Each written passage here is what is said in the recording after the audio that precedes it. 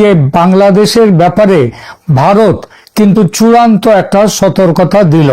এই সতর্কতা দেওয়ার প্রথম যে আমরা তার ইঙ্গিত সেটা পেয়েছি ভারতের প্রধানমন্ত্রী নরেন্দ্র মোদীর কাছ থেকে বিজয় দিবসের বার্তায়। 16 ডিসেম্বরের বিজয় দিবসের বার্তায় নরেন্দ্র মোদী বাংলাদেশের নাম উল্লেখ করেননি। তিনি এটা বলেছেন যে এই দিন পাকিস্তানের সেনাবাহিনীর ওপর ভারতীয় সেনাবাহিনীর বিজয়। তিনি এখানে বাংলাদেশের উল্লেখই করেননি, বাংলাদেশের মুক্তিযুদ্ধ নিয়ে কথা বলেননি। কারণ এটা সবাই জানে, এতকাল ধরে সবাই বলে এসেছে যে বাংলাদেশের মুক্তিযুদ্ধে ভারতের অংশগ্রহণ, ভারতের অবদানের কথা। ভারত নিজেও সেটা বলে এসছে এতদিন ধরে। এই বিজয় দিবসের অনুষ্ঠান এতদিন ধরে ভারত বাংলাদেশ তারা এখানে বসে সেই জিনিসটা পালন করছিল। আজকে দেখা গেল মানে এবারে নরেন্দ্র মোদী ভারতের প্রধানমন্ত্রী বিজয় দিবসের শুভেচ্ছা বার্তায় বাংলাদেশের নাম নিলেন না। এটা ছিল প্রথম একটা সংকেত যে ভারত বাংলাদেশ থেকে কতটা দূরত্ব তৈরি করেছে। এই দূরত্বটা তৈরি হয়েছে, এর দায় কিন্তু সম্পূর্ণভাবে ভারতের নয়, এর দায় সম্পূর্ণভাবে বাংলাদেশের। কেননা গত প্রায় 1.5 বছর ধরে বাংলাদেশের বর্তমান সরকার যারা আছে তারা সমানে ভারত বিরোধিতা করে গেছে। ভারত সহ্য করেছে, এখনো করছে, করেনি যে তা না। দুদিন আগে পেঁয়াজ নিয়ে যখন বাংলাদেশে ভয়ঙ্কর পেঁয়াজের আকাল, ভারত এখান থেকে সেখানে পেঁয়াজ পাঠিয়েছে। সুতরাং এখন যে ভারত বাংলাদেশের সাধারণ মানুষের কষ্ট সেটা ভারত চাইছে না, কিন্তু বাংলাদেশের শাসন ক্ষমতায় যারা আছে তাদের উদ্দেশ্যে চরম বার্তাটা দিয়ে দিলেন ভারতের প্রধানমন্ত্রী নরেন্দ্র মোদী।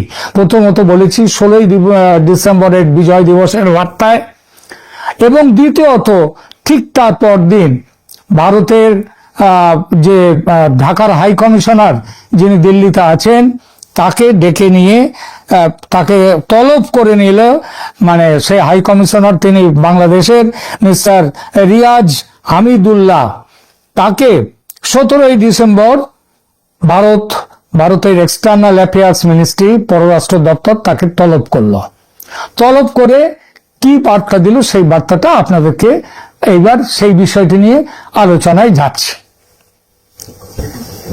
প্রথমে ছোট্ট করে আমি পড়ে নিই যে বাংলাদেশের যে হাই কমিশনারকে সেখানে পররাষ্ট্র দপ্তরে ডেকে নেওয়ার ব্যাপারে ভারতের পররাষ্ট্র দপ্তর থেকে যে নোট জারি করা হয়েছে সেইটা একটু পড়ে দেখছি।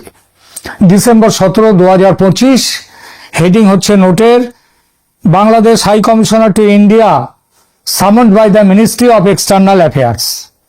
এখানে এইবার নোটে লেখা হচ্ছে, the Bangladesh high commissioner to India His Excellency Mr. Riyaz Hamidullah was today, December 17, 2025, summoned by the Ministry of External Affairs and apprised of India's strong concerns at the deteriorating security environment in Bangladesh. His attention was drawn in particular to the activities of some extremist elements who have announced plans to create a security situation around the Indian mission in Dhaka. এটা হচ্ছে বেশ বড় সড়ো press note দেওয়া হয়েছে, একেবারে ছোট্ট নয়।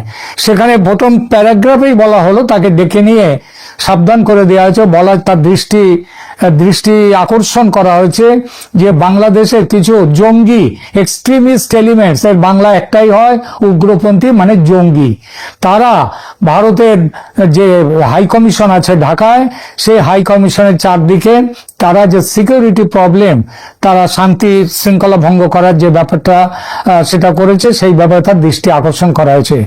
এরপরে আপনাদেরকে বলে, আর আগেই বলেছি যে এটা একটা বড় চিঠি, বড় প্রেস নোট, খুব একটা ছোট নয়।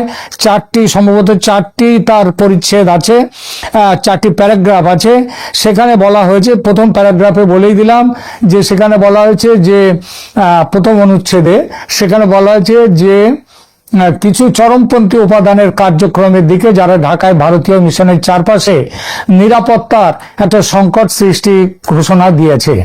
দ্বিতীয় অনুচ্ছেদে আছে ভারত বাংলাদেশের সাম্প্রতিক কিছু ঘটনা সম্পর্কে চরমপন্থী যারা তারা তাদের সৃষ্টি করা মিথ্যা বর্ণনা সম্পূর্ণভাবে প্রত্যাখ্যান করে। অর্থাৎ তারা কি বলেছিল? তারা বলেছিল যে ওই ওসমান হাদি, যিনি ওই একটা ঐক্য মঞ্চ, মানে তার সংগঠনের নাম দিয়েছিলেন কি, যে তার সংগঠনের নামটা ছিল জুলাই বিপ্লব মঞ্চ, এবং সেখান থেকে এই জিনিসটা আবার চলে এসেছে, তার নাম দেয়া হয়েছে যে একটা ঐক্য। সেটা হচ্ছে সেই ঐক্য যে যারা এখানটায় একটা দিয়েছে যে ভারতের হাই কমিশন অফিস যেটা রয়েছে ঢাকায়, সেইখানটা তারা অভিযান করবে। তা দ্বিতীয় অনুচ্ছেদে বলা হয়েছে, ভারতের নোটের সেখানটায় বলা হয়েছে এই চরমপন্থীরা এরা এই জিনিসটা করছে। ভারত সরকার মনে করে যে অন্তর্বর্তীকালীন সরকার পুঙ্খানুপুঙ্খ তদন্ত পরিচালনা করেনি এবং ভারতের সাথে এই বিষয়ে অর্থপূর্ণ প্রমাণ শেয়ার করেনি। আবার বলছি কোন বিষয়টা পরিষ্কার করে কিন্তু এখানে হাদির নাম লেখা হয়নি, কিন্তু যে কোনো বিষয় এই হাদির বিষয়টাই, কারণ এইটার ওপর দিয়ে তারা ভারতের ওপরে এই অভিযান চালানোর কথা বলেছে। ওই যারা বিপ্লবী মঞ্চ নাকি আছে, সেই জুলাই মঞ্চ, তারা এইসবগুলো বলেছে। তো এইটা বলেছে বাংলাদেশ সরকার এ বিষয়ে কোনো রকম তদন্ত করেনি, না করে কোনো প্রমাণ শেয়ার করেনি ভারতের সাথে, বরং উল্টে এর থেকে বোঝা যায় যে বাংলাদেশের সরকার এই ঘটনায় বলেছে ভারতে নাকি তারা পালিয়ে এসছে।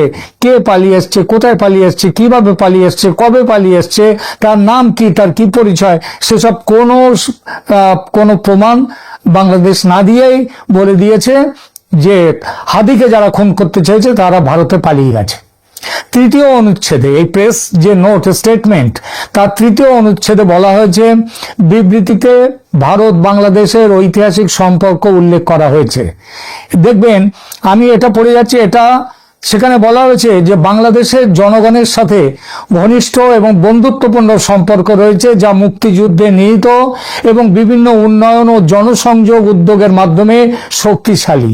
তার মানেটা হচ্ছে ভারত বাংলাদেশের জনগণকে তার এখনো মিত্র মনে করছে, কিন্তু বাংলাদেশের যে সরকার তারা কিন্তু এই মিত্রতাকে অস্বীকার করে তারা কাজ করছে। এটা বিটুইন দ্য লাইন্স, অর্থাৎ না বলেও যে কথাটার ভেতর থেকে বোঝা যায় সেখানে বলা হলো।